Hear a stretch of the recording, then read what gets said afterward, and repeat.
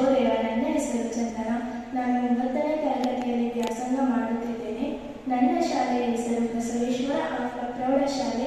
ನಾನೀಗ ಭಾರತೀಯ ಹಾಲಿನ ಕ್ರಾಂತಿಯ ಪಿತಾಮಹ ಎಂದು ಪ್ರಸಿದ್ಧರಾಗಿರುವ ವರ್ಗೀಸ್ ಕುರಿಯನ್ ರವರ ಬಗ್ಗೆ ಮಾತಾಡಲು ಬಯಸುತ್ತಿದ್ದೇನೆ.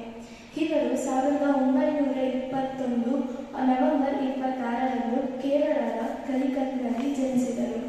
ಇವರು ಮೆಕ್ಯಾನಿಕಲ್ ಇಂಜಿನಿಯರಿಂಗ್ ಪದವಿಯ ನಂತರ ಅಮೆರಿಕದ ಮಿಶಿಗನ್ ವಿಶ್ವವಿದ್ಯಾಲಯದಲ್ಲಿ ಡೈರಿ ಇಂಜಿನಿಯರಿಂಗ್ನ ಶಿಕ್ಷಣ ಪಡೆದರು.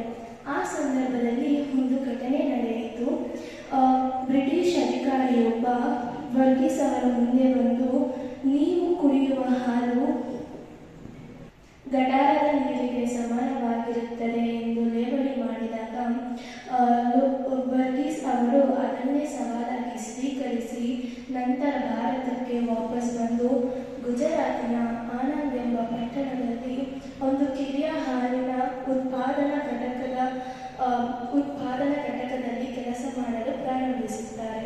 ನಂತರ ಆ ಸ್ಥಳವೇ ಅಮೂಲ್ ಎಂಬ ಹೆಸರಿನಿಂದ ಪ್ರಸಿದ್ಧವಾಗುತ್ತದೆ.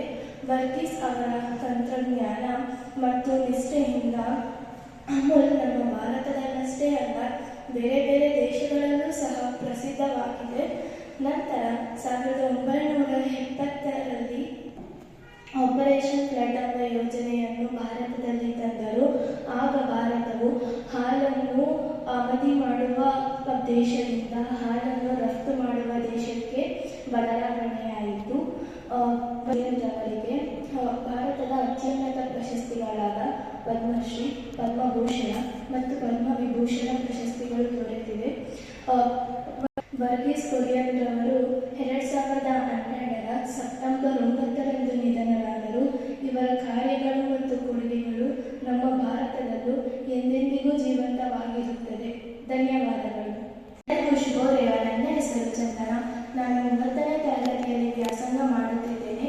ನನ್ನ ಶಾಲೆಯ ಹೆಸರು ಬಸವೇಶ್ವರ ಆಂಗ್ಲ ಪ್ರೌಢಶಾಲೆ. ನಾನೀಗ ಭಾರತೀಯ ಹಾಲಿನ ಕ್ರಾಂತಿಯ ಪಿತಾಮಹ ಎಂದು ಪ್ರಸಿದ್ಧರಾಗಿರುವ ವರ್ಗೀಸ್ ಕುರಿಯನ್ ರವರ ಬಗ್ಗೆ ಮಾತಾಡಲು ಬಯಸುತ್ತಿದ್ದೇನೆ. ಇವರು 1921 ನವೆಂಬರ್ 26ರಂದು ಕೇರಳದ ಕಲಿಕತ್ನಲ್ಲಿ ಜನಿಸಿದರು. ಇವರು ಮೆಕ್ಯಾನಿಕಲ್ ಇಂಜಿನಿಯರಿಂಗ್ ಪದವಿಯ ನಂತರ ಅಮೆರಿಕದ ಮಿಶಿಗನ್ ವಿಶ್ವವಿದ್ಯಾಲಯದಲ್ಲಿ ಡೈರಿ